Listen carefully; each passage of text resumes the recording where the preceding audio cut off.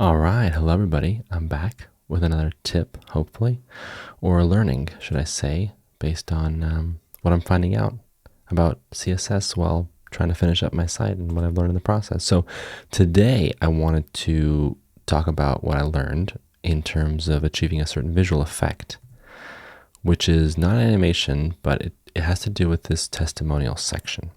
In specific, it is this gradient that's happening around these cards. So I wanted to go for more of like a tactile look, and I've noticed that this effect is being used these days, but I think it's a very cool effect where it makes it feel a little bit more, 3D, more realistic, has some depth.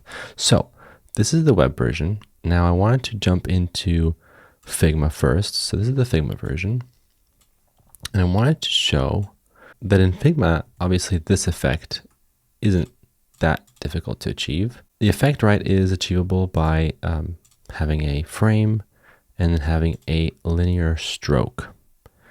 And that allows you to do all kinds of stuff, which is really cool, right? In this case, this is a linear stroke going from 100% opacity to 0% opacity. And that creates that kind of nice fade effect. That's Figma, right? Not super hard. And I thought to myself, this must be pretty simple to achieve in CSS, right?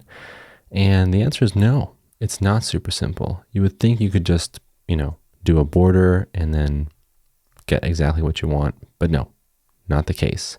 So what I have for you today is I prepared this small code pen, and hopefully, oh shoot, it's not going how I want it to go. Can I move myself?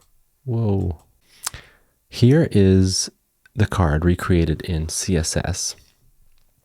And let's look at what's happening and maybe reverse engineer this to see how we got that. You have to actually do a little bit of a hack, a little bit of a trick.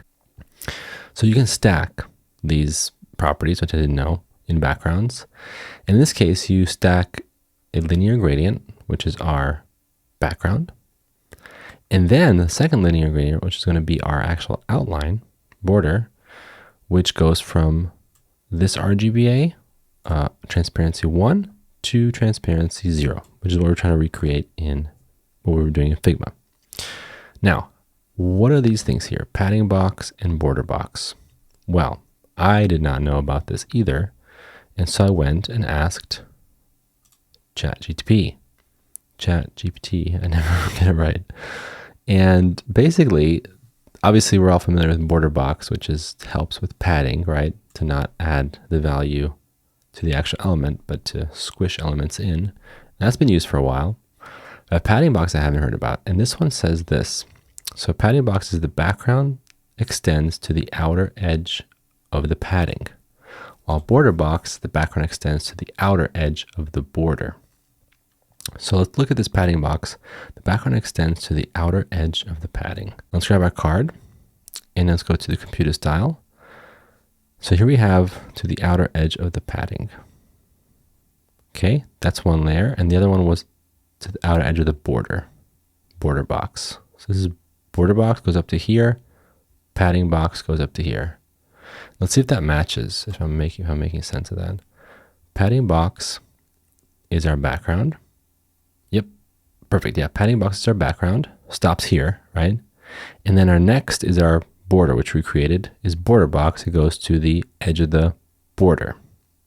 So why is this useful for us? Because in this case, we can hack the system and we can say, hey, put a border, but make it transparent. So what's happening now is we basically have two layers in a way, kind of, because this this transparent border is actually revealing this line of code. Remember, it goes to all the way to the edge of the border. So this transparent border is basically kind of a trick, because what you're doing here is you're creating, revealing this linear gradient from a solid to a transparent. And that creates that effect.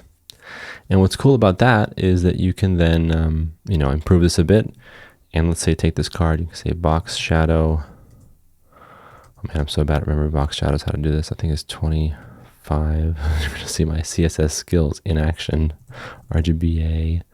What is black? 0, 0, comma 0, comma 0. And then we can do an alpha transparency. And I think I need to have some, this is Y, X, and I think this is spread. There we go.